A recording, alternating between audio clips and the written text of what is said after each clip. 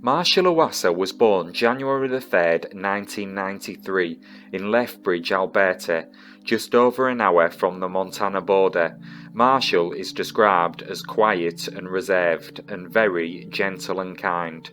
Growing up, Marshal played football and rugby. He was into the outdoors. Whenever he went camping, it was with his friends or family. After graduating from high school, Marshal got into fitness and bodybuilding. Marshal also worked right out of high school and even before. For a while he worked at a grocery store to make money. As he got older, he began working manual labour jobs in southern Alberta.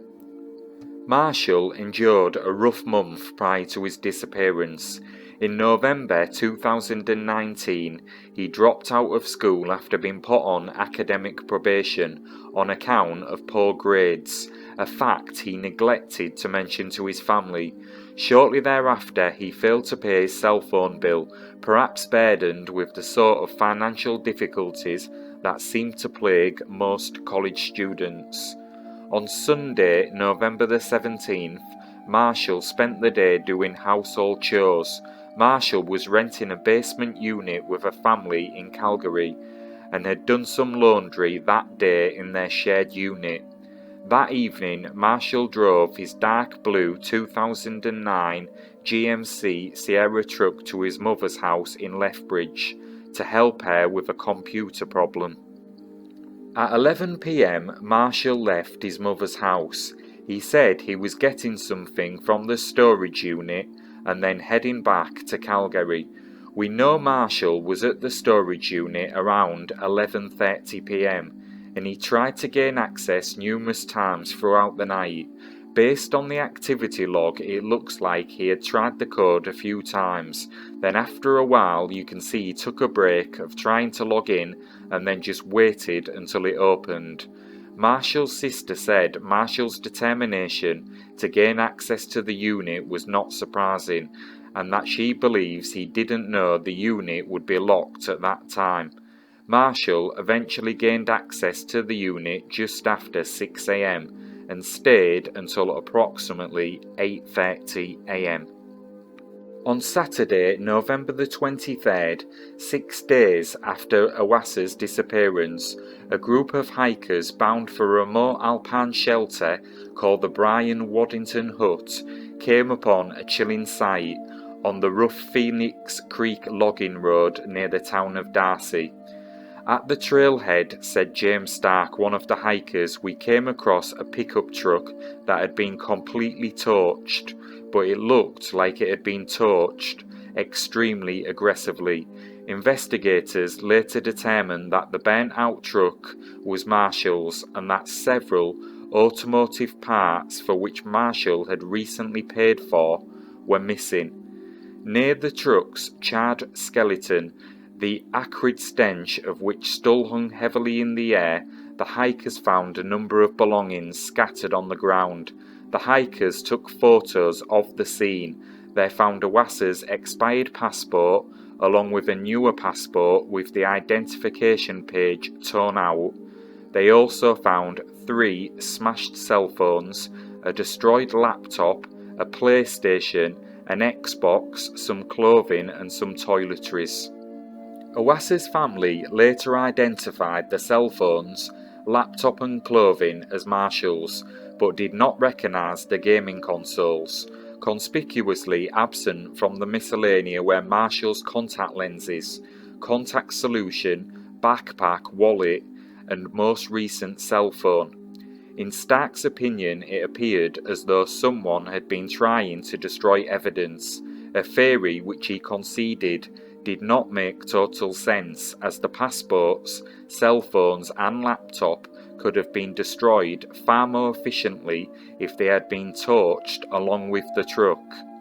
After the hikers reported their discovery to police, BC RCMP spent 2 days attempting to access the site. One of their vehicles had been damaged during the initial attempts. When they arrived on November the 25th, more photos of the scene were taken. Nobody was yet aware, but something had happened in those 2 days. One of the most pressing mysteries of Marshall's disappearance is the lack of any CCTV footage of Marshall or his truck between Lethbridge and Pemberton. By the time he was reported missing, the surveillance footage from the storage unit was no longer available.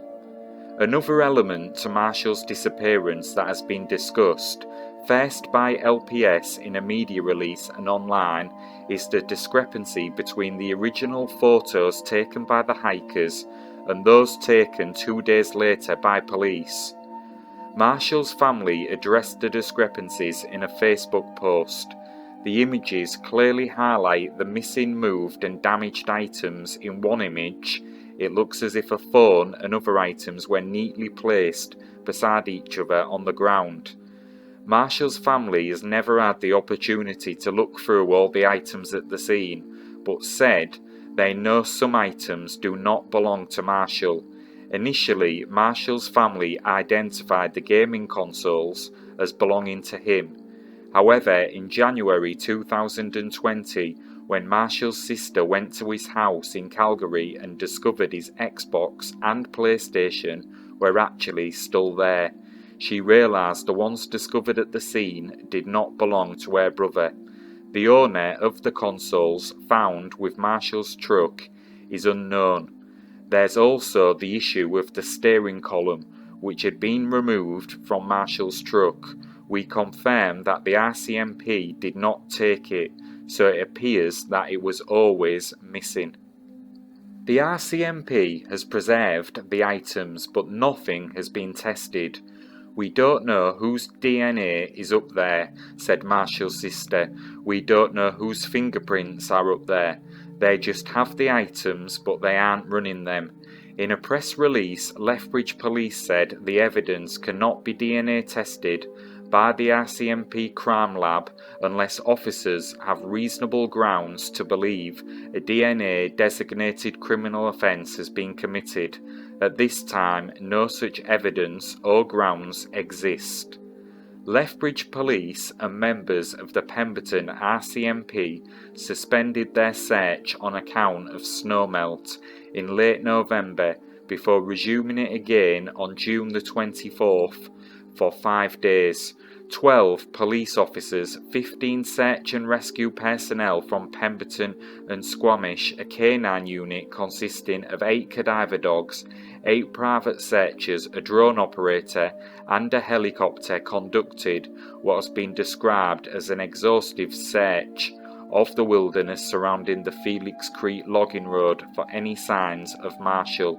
Despite the thoroughness of the search, the only traces of Owasa that investigators discovered were some clothes in the forest on a trail leading away from the vehicle and some additional clothing nearby at the edge of a creek.